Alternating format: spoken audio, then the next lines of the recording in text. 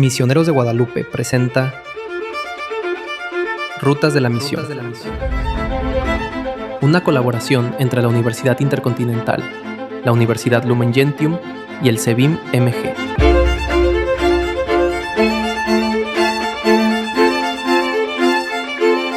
Bienvenidos a esta nueva emisión del programa Rutas de la Misión. En esta ocasión estamos aquí para discutir sobre el tema Microciudades en Macrociudad, provocación para la misión. Entonces nos acompaña para esto como invitado el padre Eduardo Pierson Espinosa, a quien antes de presentarlo formalmente le doy la más cordial bienvenida. Padre, gracias por estar con nosotros. No, gracias por la invitación, encantado de estar aquí. E igualmente a nuestro compañero Alejandro Emiliano de la Maestría de Pastoral Urbana de la Lumen Gentium, que coordinamos juntos estos episodios. Pues como siempre, un gusto estar entre ustedes, compartir un tema en torno a las rutas de la misión y algo tan interesante y tan importante como justamente las microciudades en la macrociudad. Suena muy extraño, un poco raro, pero la verdad es que van a ver que conforme avancemos será un tema muy interesante y de mucha aplicación pastoral. Pues antes de empezar con el tema y a empezar a entrar en calor también con la discusión, les presento al padre Eduardo Pierson Espinosa, quien realizó sus estudios de filosofía en el Seminario Conciliar del Espíritu Santo, San Juan Ixhuatepec, Tlalnepantla de Vaz, Diócesis de Ecatepec. Los estudios de teología los realizó en el seminario, igualmente en este mismo seminario, y se tituló en la Universidad Católica Lumen Gentium de sus estudios de teología. Realizó la maestría en pastoral urbana también en la Universidad Católica Lumen Gentium, y pues dentro de sus ministerios que ha realizado, pues cabe destacar que fue responsable diocesano de la renovación carismática en el Espíritu Santo, responsable de la dimensión de laicos y la dimensión catequesis de la diócesis de Ecatepec, miembro del Consejo de Presbiterio, miembro del Consejo de Consultores, vicario episcopal para la pastoral, coordinador general de la visita del Papa Francisco a la diócesis de Ecatepec en el 2016, vicario episcopal interino en la zona pastoral 2, y pues también en la parte docente ha impartido las materias relacionadas a la pastoral y la misión en el Seminario Conciliar del Espíritu Santo, en el Seminario Diocesano de Texcoco, en el Instituto Teológico para Laicos de la Diócesis de Ecatepec y en el Instituto de Siervas Guadalupanas de Cristo Sacerdote. Finalmente, actualmente es párroco en la parroquia del Sagrado Corazón de Jesús, Colonia Lázaro Cárdenas, La Presa, Tlalnepantla de Vaz, y responsable de la línea de acción de la pastoral comunitaria de la diócesis de Ecatepec, también responsable de la dimensión de pequeñas comunidades de la diócesis de Ecatepec, Decanato 7, San Juan Pablo II. Pues bienvenido otra vez, padre Eduardo, y pues le doy la palabra al maestro Alejandro para que inicie con el tema. Bien, como decíamos, este tema es sobre microciudades en la macrociudad. Y necesitamos como un poco entender qué es esto. La macrociudad, vamos a decirlo, que es como la zona metropolitana donde va a albergar, va a tener en su interior como varias pequeñas ciudades. Vamos a tratar de entenderlo en tres acepciones. Una como una unidad socioespacial histórica, y que seguramente lo conocemos, especialmente en la Ciudad de México, porque son esos pueblos originarios que estaban desconectados de la ciudad y conforme fue avanzando la mancha urbana, se las fue tragando, tal suerte que ahora la macrociudad tiene en su interior estas unidades socioespaciales históricas, como les decía, los pueblos originarios dentro de la Ciudad de México.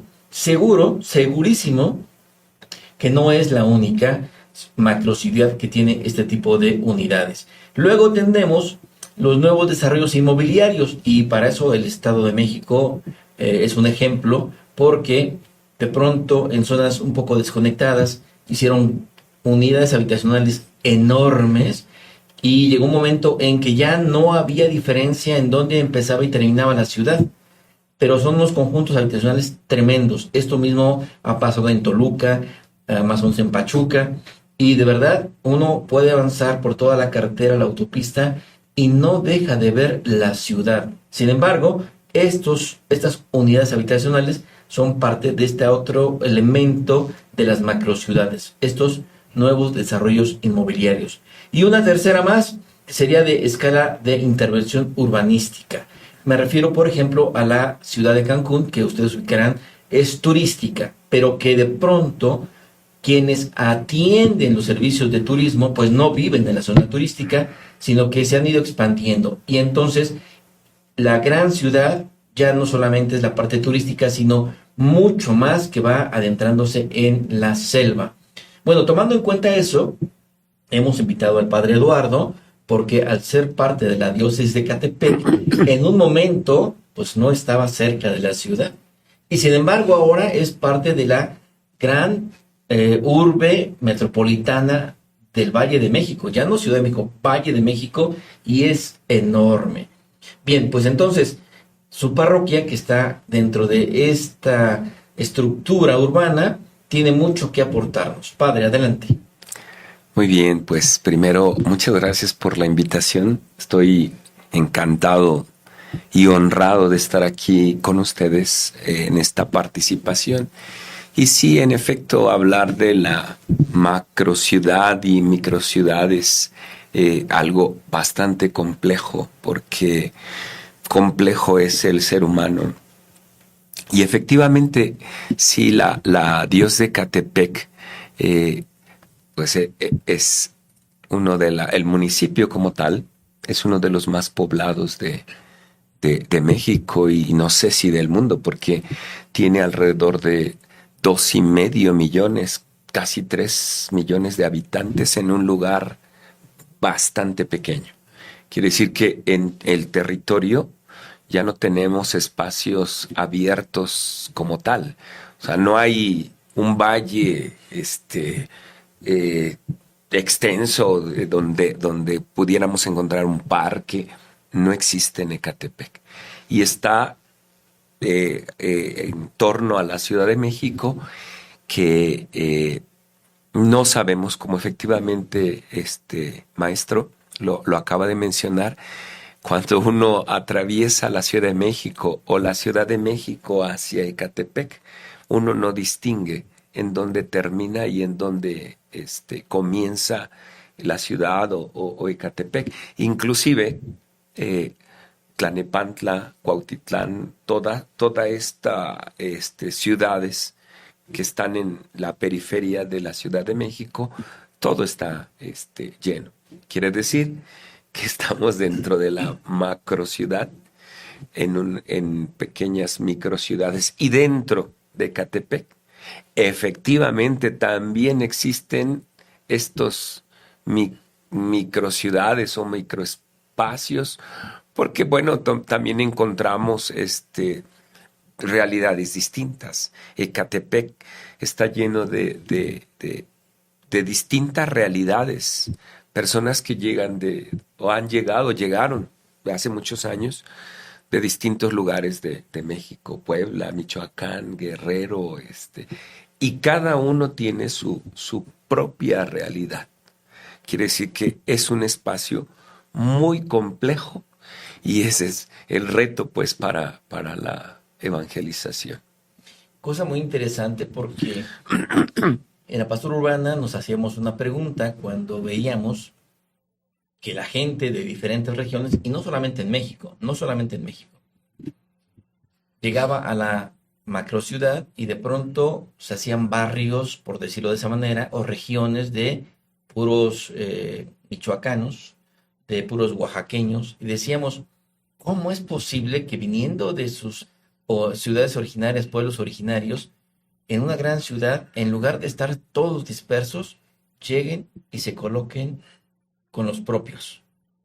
Y que de alguna manera sus estructuras sociales, sus comunicaciones, sus símbolos vuelven a tener vigencia, pero los van a diferenciar por regiones, aunque en la mancha urbana no se vea, tan claramente se ven estas situaciones que van a impactar las relaciones sociales. Sí. Bueno, esta característica, ¿no? Del crecimiento desmedido, la necesidad inmediata desborda toda planeación y entonces se va haciendo ahí una construcción como de bloques, ¿no? De Lego o algo así, que se va apiñando, ¿no? Se va apiñando en derredor de un lugar que pues no es solamente una amasijo que se va coleccionando, sino que también a nivel de ideas, de concepciones del mundo, de formas de enfrentar la vida, pues de culturas, ¿no? También se va coleccionando toda esta diversidad y creo que ese es un gran reto, ¿no? Para la evangelización. O sea, toda esta vivencia intercultural al interior de un espacio tan pequeño que donde va a estar presente gente que vive ahí o sus abuelos vivieron ahí desde que era pueblo tradicional, etcétera. Los que llegaron porque allá les tocó la casa del Infonavit, ¿no? La unidad habitacional cuando se estaban abriendo, los que llegaron por otro tipo de migración, etcétera, pues van a vivir de manera diferente su identidad dentro de un espacio muy reducido, ¿no? Entonces se comparte ese espacio geográfico, pero no necesariamente se comparten los sentidos y los significados. Qué gran reto, ¿no? Para la evangelización, esa interculturalidad doméstica. Sí, así es. Dentro de la diócesis tenemos muchas comunidades todavía que son pueblos originarios dentro de la ciudad. De hecho, el centro de Catepec era pues un pueblo. Ahora ya es una ciudad. Inclusive hay asentamientos dentro de la diócesis, efectivamente lo que está comentando, maestro, que pueblos originarios que llegaron de Oaxaca todavía se reúnen y viven su fe, se visten todavía con sus vestiduras originarias y se sienten parte de Catepec, pero viviendo su costumbre originaria de donde vienen. Muchos ya no nacieron no sé, en Oaxaca, en Guerrero, pero siguen viviendo porque les han transmitido pues esta realidad originaria. Y sí, efectivamente es un gran reto para llegar y evangelizarlos. La pregunta es cómo hacerlo, cómo llegar, cómo evangelizar, cómo transmitir el evangelio a todas estas realidades. De hecho, estábamos comentando el padre Eduardo y yo, antes de llegar al estudio, algunas cuestiones que él lleva en su parroquia, y yo le comentaba que me sorprendía con una expresión que utilizó, huecos espirituales. ¿Y por qué digo que tiene que ver con esto y con los retos pastorales? Porque al haber estas microciudades, aun cuando las tradiciones de las propias regiones se conserven, de pronto los contenidos significativos y simbólicos están vacíos. Se sabe, por ejemplo, en la vida religiosa cristiana, que debe cumplirse algunos sacramentos. Obviamente que los que estudian teología van a decir que la importancia de desarrollo de la fe, etcétera, etcétera, tienen razón. Pero de pronto, pues los ciudadanos de a pie, los cristianos de a pie, que viven día a día en estas fragmentaciones urbanas, en estas microciudades, preocupados por la vivienda, por el sustento, en fin, otras cosas, van como olvidando o desapegándose de esos contenidos y entonces ya no los pueden transmitir. Y entonces el padre Eduardo me comentaba cómo atendía esos huecos espirituales y me parece que es muy interesante lo que ha hecho. Bueno, les platicaba de que comenzando por la familia, yo creo que es uno de los retos fundamentales que atender la realidad de la familia. Todas las familias, o casi todas, o las familias que se hacen llamar católicas, pues quieren llevar a sus pequeños al catecismo. yo me he dado cuenta por la experiencia y observando, pues que le decía que los niños viven este vacío espiritual. Cuando uno tiene contacto con la vida de un pequeño en sus angustias, en sus preguntas, en sus vivencias, se da uno cuenta que viven ese cierto vacío, que ciertamente el teléfono, el juego, quizá los llena por un momento, pero a final de cuentas viven este vacío, porque sus familias, sus padres, muchos de ellos ya están separados o trabajan, etcétera. Lo que hemos hecho en la parroquia o he visto desarrollado es, le comentaba, todos los sábados, antes de iniciar el catecismo a las 9 de la mañana, procuro estar con ellos, hacer esta oración, pero algo significativo. El coro está cantando, los animo a orar, les doy un micro temita, una provocación, ¿no?, para los pequeños, y que dura 15 minutos, más o menos. Y de ahí le platicaba yo al maestro que me siento a confesar a los niños todos los sábados, durante todo el ciclo del catecismo que dura 2 años. Todo ese tiempo, todos los sábados me siento a confesarlos. Digo, nada les impide confesarse. La práctica generalmente es que se preparan, para hacer la primera comunión, lo citan, ¿no?, para una semana antes, hacen su confesión, la primera comunión. En este caso no, yo a lo largo de todo el ciclo voy confesando, y varias veces durante todo el ciclo de confesiones. De esa forma se va a introducir al pequeñito a que tenga este contacto, este encuentro con el Señor, y vaya llenando esos vacíos espirituales. Y a la par, pues también a los papás tenemos regularmente un encuentro con ellos y vamos ayudándoles a tener este encuentro con el Señor, con distintas temáticas y distintos talleres y oraciones que les ayudan a tener este acercamiento, y van llenando ese vacío que seguramente también tienen. ¿Por qué traigo esto cuando hablamos de microciudades y macrociudades? Porque en la gran macrociudad se va vaciando de contenido generalmente la vida.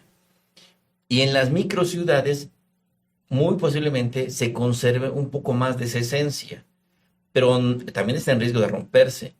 Y me parece, y no sé qué opinas, doctor, que esta iniciativa lo que hace es, al dotar de contenido, de significado, de sentido, ir rehaciendo los tejidos sociales, y además de no traumatizar a las personas, porque de pronto ante una sola experiencia de confesión previo al sacramento, pues entre que uno está preocupado por la ropa, por lo que va a suceder el día siguiente, por el padrino, la madrina, la comida, entonces llegar a confesar puede ser muy traumático.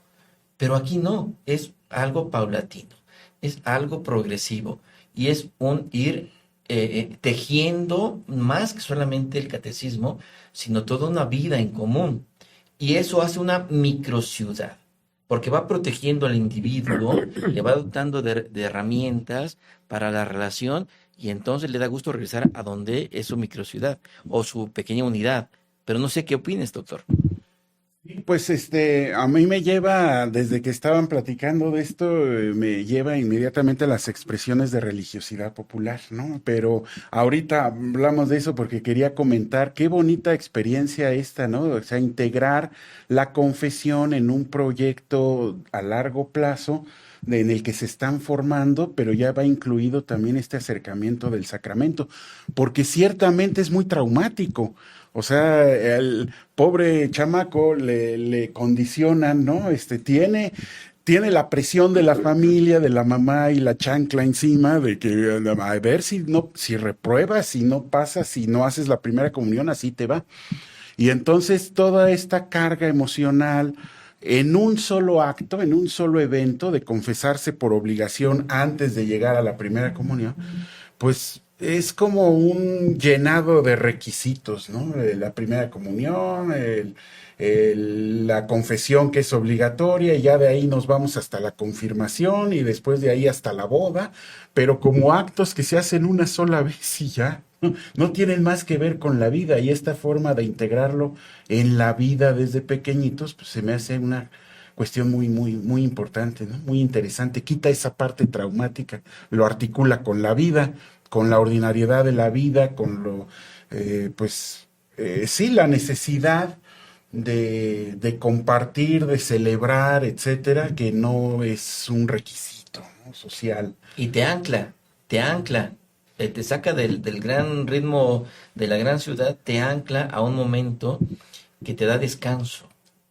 Y que entonces la parroquia se vuelve ese núcleo de donde va a surgir más significados que le permitan al individuo identificarse y apropiarse. Sí, así es. Por eso decía lo de la religiosidad popular, porque ese es el núcleo que articula con esta parte micro, eh, íntima, ¿no? Del barrio, de la colonia, de la calle, de lo más íntimo de la familia y vecinos, que donde se hace, donde es más fuerte los significados y donde más penetran el corazón y permean la vida. Entonces, yo quería preguntar, padre, esto precisamente en su experiencia. O sea, esto de la migración que se señalaba, ¿no? Los de Oaxaca, los que vienen de Guerrero, que se buscan entre ellos y entonces van formando como núcleos, ¿no? Pues la gente no se mueve nada más solita, ¿no? Se mueve con ideas, se mueve con sus devociones, se mueve con sus santitos, su peregrinación, etcétera.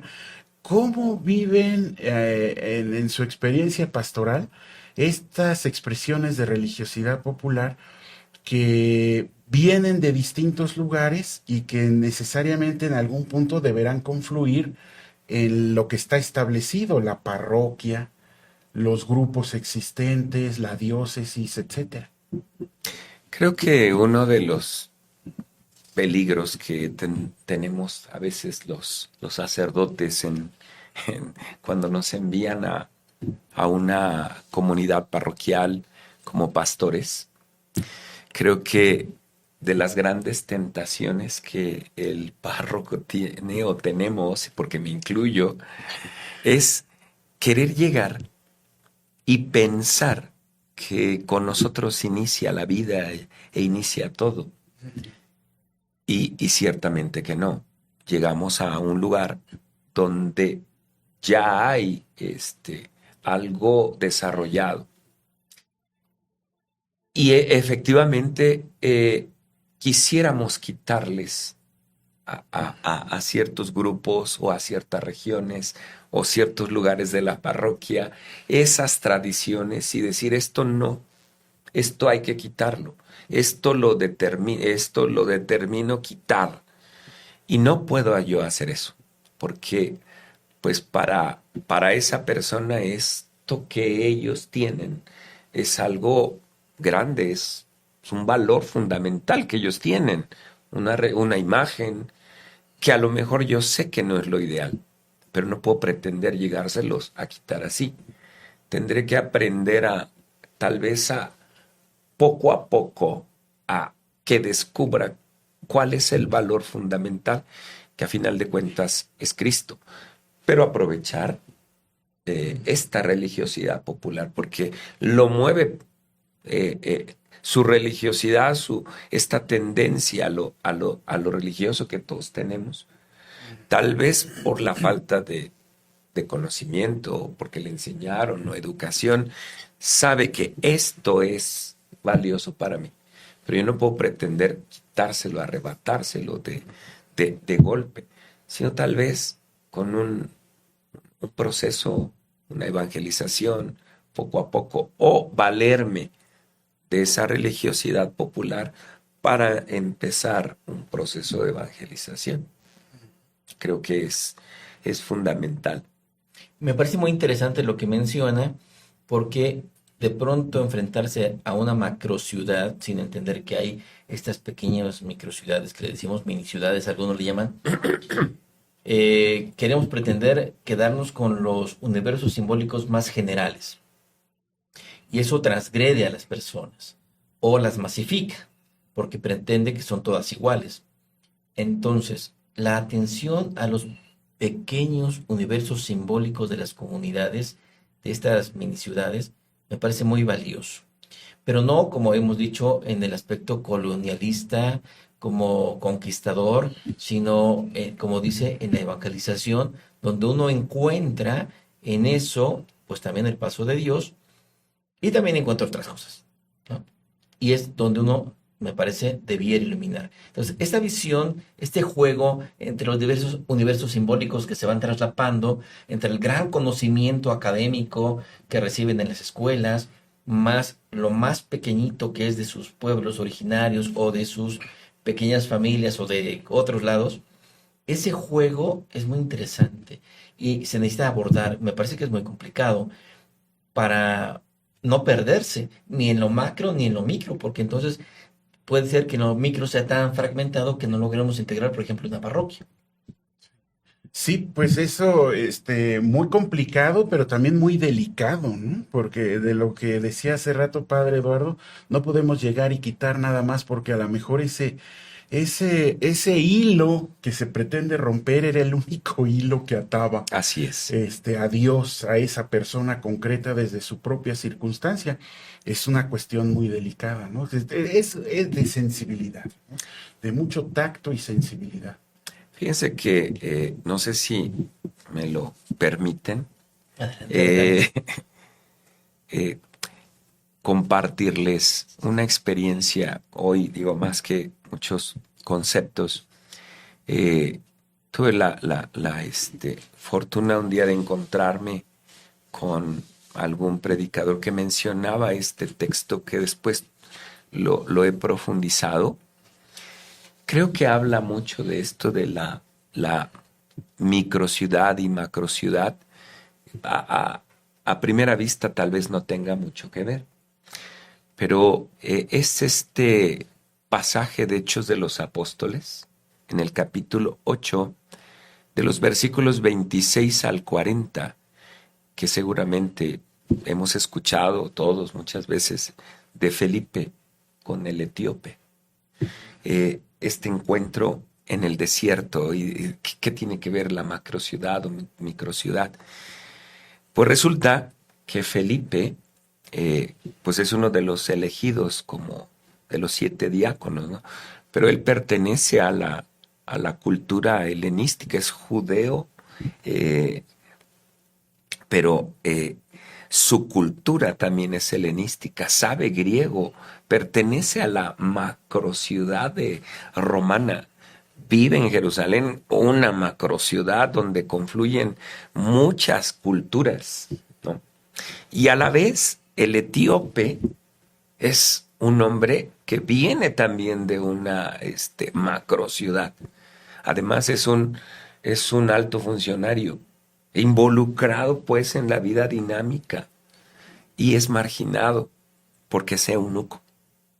Entonces, todos estos elementos los podríamos encontrar en este proceso de evangelización, en una parroquia, en una diócesis, ¿no?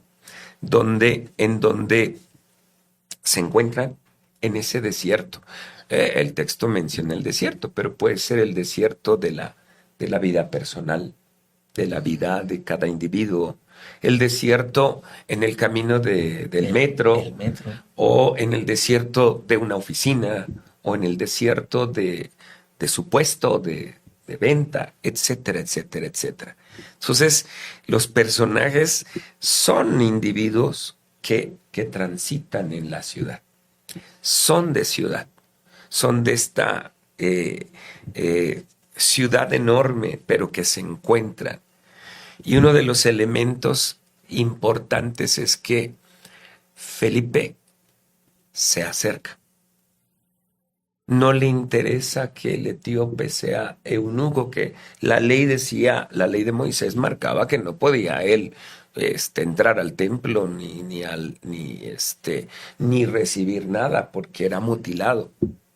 Sin embargo, Felipe rompe esta barrera y se acerca a su carroza. He ahí de la religiosidad popular. Pudiera parecer que algunos dicen no me acerco porque tiene esta tendencia, o porque tiene esta creencia, o porque tiene esta bandera, o es de este partido, o es de este equipo de fútbol. Eso no importa. Mi responsabilidad es acercarme. Por eso es muy iluminativo para mí este texto, porque denota en Felipe, si lo leyéramos, dice que el Espíritu lo impulsa a ir, y él es obediente, se acerca, rompe todas esas barreras que pudieran obstaculizar eso que hoy en la actualidad nos limita. Pues la Escritura misma nos enseña que no. Felipe se acerca y entra en diálogo, pero primero en escucha. Entiendes lo que estás leyendo y lo escucha. El etíope desarrolla su pensamiento y dice, bueno, pues explícamelo. A partir de esto empieza el anuncio. Y otro de los datos interesantes que he podido descubrir, dice el texto que a partir del texto de la Escritura le comienza a anunciar a Cristo. Qué importante es, porque a veces por querer anunciar a Cristo, por querer caer bien, pues nos familiarizamos con ciertas filosofías que no tienen nada que ver con el Evangelio, con la Escritura.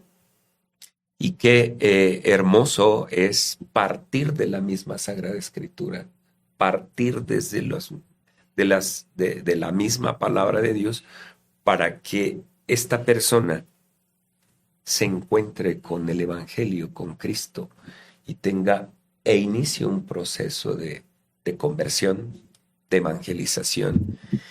Y me llama mucho la atención que el etíope al final le dice, ¿hay algo que impida que yo pueda ser bautizado? ¿No? ¿Sí crees?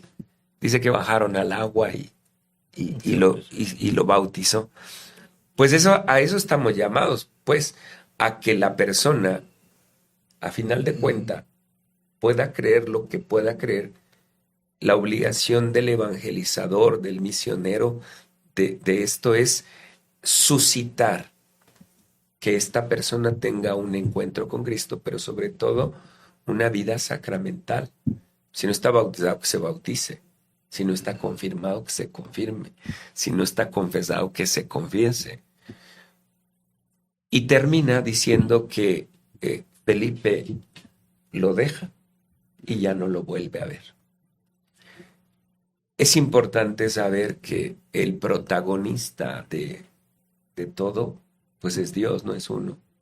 Uno solamente es iniciador, uno solamente es un instrumento, anuncia con todos estos elementos que ya se han mencionado, y los aprovecha,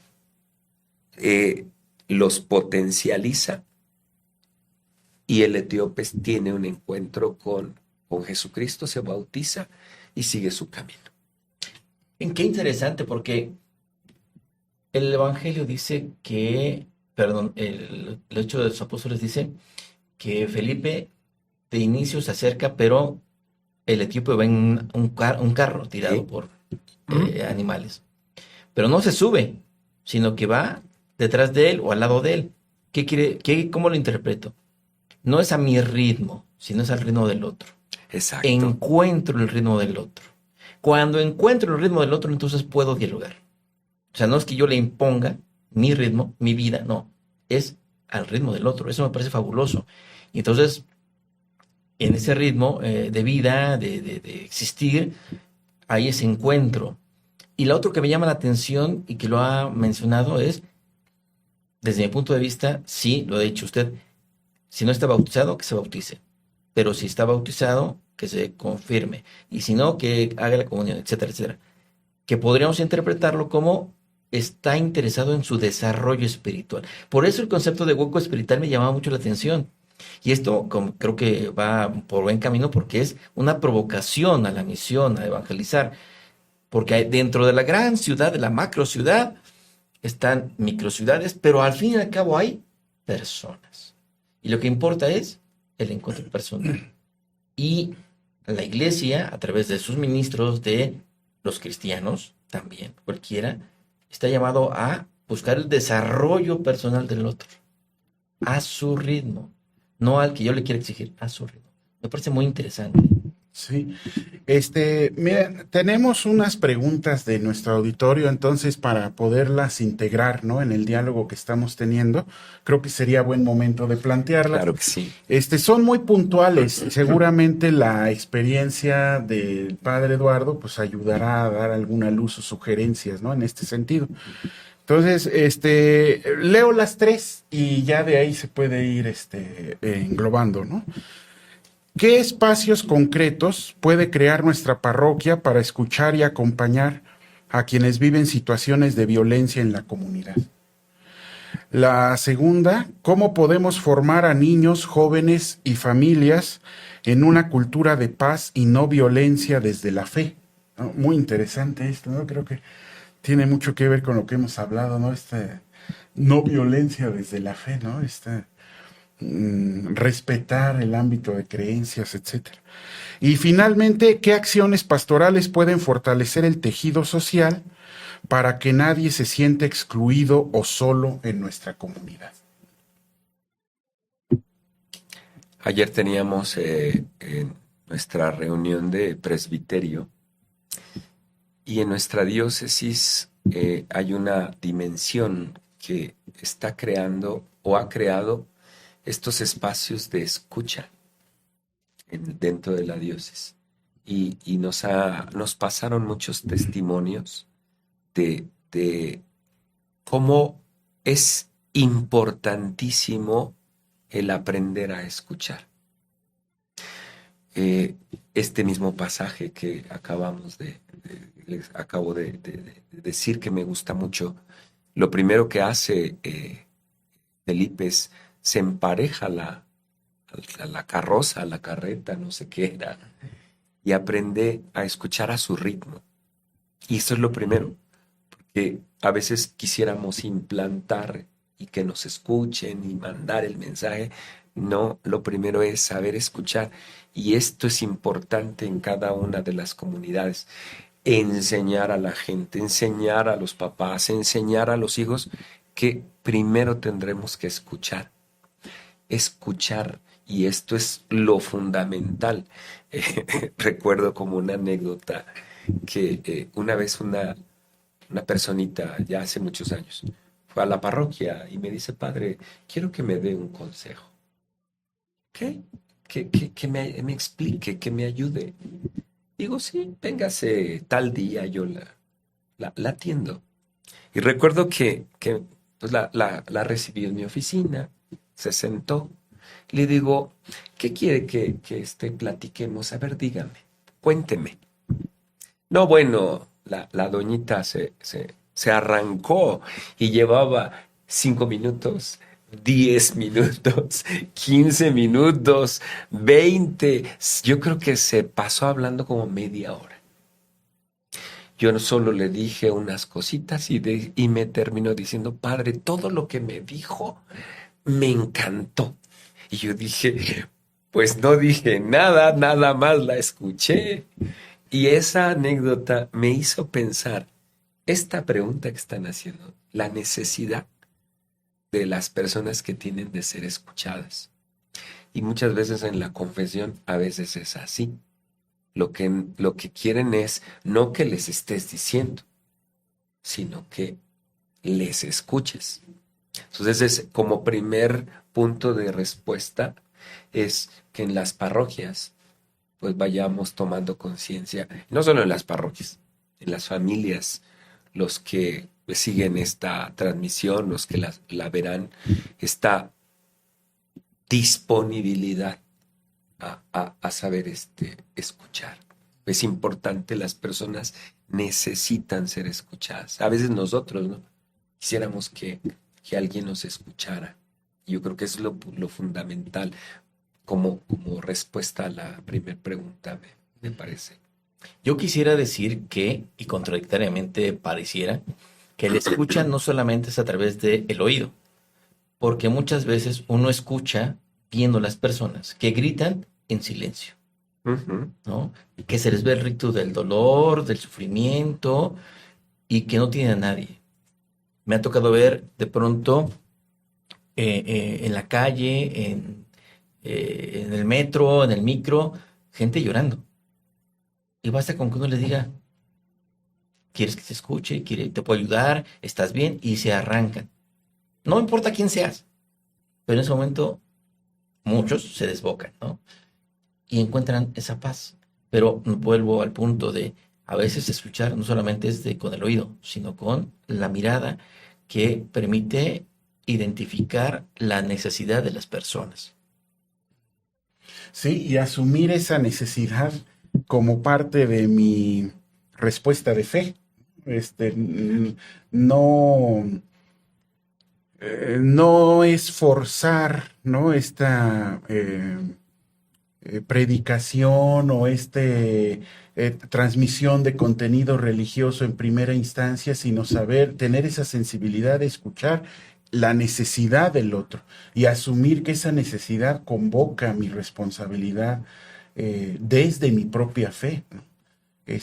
Pero en la respuesta a la necesidad de la persona, como primera instancia, como primer encuentro. Claro. Y bueno, ya la otra pregunta que se refiere al acompañamiento. Yo creo que todo empieza desde la familia. El acompañamiento, porque estamos en estas macrociudades en donde, como confluyen muchas culturas, situaciones, pues es ahí donde nos podemos perder, donde las distracciones, las seducciones nos pueden confundir. Y las familias, ciertamente, en estos espacios, estos vacíos espirituales, muchas familias, muchos papás, mamás, hijos viven. Entonces habrá que empezar pues a sembrar esta semillita de interés hacia lo sagrado, hacia Dios. Le platicaba yo al maestro que pues, cuando era pequeñito, cómo sí es necesario ese empuje, esa presencia, sobre todo ese testimonio. Recuerdo que tendría yo 4 o 5 años que mi mamá me llevaba a misa y al final el padre se ponía a cantar. Y eso impacta la vida de un pequeño. A mí lo recuerdo perfectamente. Cuando iba yo al catecismo, que los seminaristas se podían a cantar o a explicar. La presencia, el testimonio, sí es impactante. Quiere decir entonces que a los niños, a los jóvenes, a las familias, sí, lo que estaba diciendo maestro, de saber escuchar, pero también dando el testimonio de vida, también les estamos anunciando. Porque qué importante es el testimonio de una viejita, de un catequista, de un sacerdote, de un seminarista, no solo en la parroquia, en la vida. Cuando detectan, dicen, híjole, ahí va el doctor Arzápalo, se le ve diferente, ¿no? Algo tiene de él, el maestro, ese señor que va ahí, tiene algo distinto. Y te lo preguntan, ¿no? O sea, algo ven en ti que es distinto a todos los demás. Entonces, y algo bueno. Y es importante el testimonio de vida, porque de qué sirve que yo les hable mucho de Dios, pero mi vida diga todo lo contrario. Bueno, hay un aspecto que atraviesa las preguntas que nos hicieron, que tiene mucho que ver con el tema de hoy, ¿no? Esta parte de cómo formar a nuestros niños, jóvenes y familias en una cultura de no violencia desde la fe, ¿no? Desde la fe. Bueno, está muy en boga ahora, bueno, se le llama en las escuelas la cultura para la paz, ¿no? Está muy en boga hoy en día esa cultura para la paz, pero aquí preguntan directo desde la fe, ¿no? Lo digo con relación al tema porque precisamente en estos juegos entre lo general y lo particular, entre la macrociudad y la microciudad, pues es como una respuesta muy puntual y concreta desde lo micro, ¿no? Desde el ámbito de lo íntimo y doméstico, ¿qué respuesta podemos dar cristianamente a este problema, pues que nos tiene asoleados todos los días? Pues bueno, lo he mencionado, concretamente desde la fe, me parece fundamental el testimonio de una madre, de un padre. Es fundamental que desde la fe, estamos hablando en este caso desde el ámbito católico, cuando un papá, una mamá son católicos desde la fe, ¿de qué sirve que le pudieran enseñar si no dan los papás un testimonio, si ellos mismos no los ven rezar? Nunca. No se sientan en torno a la mesa y dan gracias por los alimentos. Si al pequeñito no le dicen, levante su plato. ¿Quién le enseñó esas palabrotas? Levante su ropa, señor. Tienda su cama. Todos estos valores que se transmiten, que se enseñan, siempre tienen que estar, creo yo, respaldados por un profundo testimonio. Desde la fe, los niños, los jóvenes, todas las personas tienen esta necesidad de ver el testimonio. Por eso nosotros los católicos tenemos el referente de los santos, de aquellos que son modelos, que son ejemplos. Y a la vez creo que nosotros somos llamados a ser ese referente para la vida de los demás. Creo que si le digo a un pequeño, a un joven, no grite, si me ve gritando, bueno, pues estoy diciéndole todo lo contrario. No estoy como tal transmitiendo aquello que les estoy enseñando. Sí. Lo importante entonces de este testimonio que sea coherente lo que el magisterio, de lo que pienso, lo que digo y lo que siento. Más lo decía el Papa Francisco, ¿no? Porque entonces el testimonio se vuelve legítimo. Y entonces yo no le exijo al otro lo que yo no hago. Y cuando hablamos de familia, creo que eso es muy importante, muy importante. Y seguramente algún estudiante de filosofía, de teología o de cualquier otra ciencia nos estará diciendo, bueno, pero ¿qué tipo de familia? Porque en la macrociudad hay todo tipo de familias. Desde, por ejemplo, los pueblos originarios, la familia más extensa, o la más nuclear, o la monoparental, o cualquiera de este tipo. Pero eso se aplica, no importa.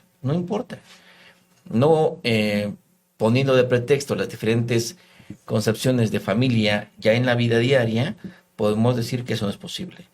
Ya hemos hablado de la escucha, hemos hablado de tener la paciencia, tener el ritmo del testimonio, que me parece eso puede aportar mucho, y lo mencionaba yo desde el inicio.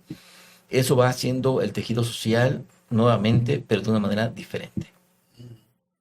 Sí, pues tiene que ver con esta interculturalidad, ¿no? Que decíamos al inicio, al interior, pues, de estos complejos contextos urbanos desbordados. Pero algo muy importante que me gustó mucho cuando lo dijo, padre, era no es decir que sí a todo, ¿no? Ni disfrazarse para quedar bien y para no tener conflicto y pues para llevarla, ¿no? Sino tener mucha claridad y honestidad, ¿no? Yo soy esto, como católico soy esto, esta es la forma en que veo las cosas. Eso no me hace apalear al que piensa diferente, pero puedo entablar contacto, puedo establecer relación, pero tengo claro quién soy. es el punto de partida, ¿no? De toda relación intercultural, de toda relación humana. Ahorita que lo está diciendo, me acuerdo que hace pues años atrás que empezábamos las misiones en la parroquia, pues todos en la parroquia tenían esta responsabilidad de salir a misión, a las casas, a los negocios, y sucedió, perdón, en alguna ocasión en donde pues tocan a la casa, a la puerta pues les abren y dicen, ay, ¿cómo está? Muy bien, pásele, si quiere, ya pasa a la casa, se sienta. Y resulta que el misionero salió misionado, ¿no? Y así nos puede pasar en la vida, que a la hora de querer dialogar contigo, al entrar en este pensamiento, en esta filosofía, en tu forma de pensar, en vez de que yo te anuncie con toda seguridad mis valores, mis creencias, mi fe, o resulta que ya quede yo encajado en aquello que tú piensas, ¿no? Por quererme meter tanto, pues ya quedé, por decirlo así, embarrado en toda esta situación, ¿no? Entonces, como anécdota, pues uno sí, efectivamente, en esta transmisión de valores, de seguridad, de la fe, pues uno tiene que estar firme. Sí. Perdón, maestro. Adelante. No, es que tiene que ver exactamente con esto. Me recuerda mucho a Raúl Fornet Betancourt, ¿no? Que tanto insistía. Es que esto de la interculturalidad, del diálogo, no se trata de que acabemos disolviendo las identidades y renunciando a todo con tal de no tener pleitos y de decirle que sí a todo. No.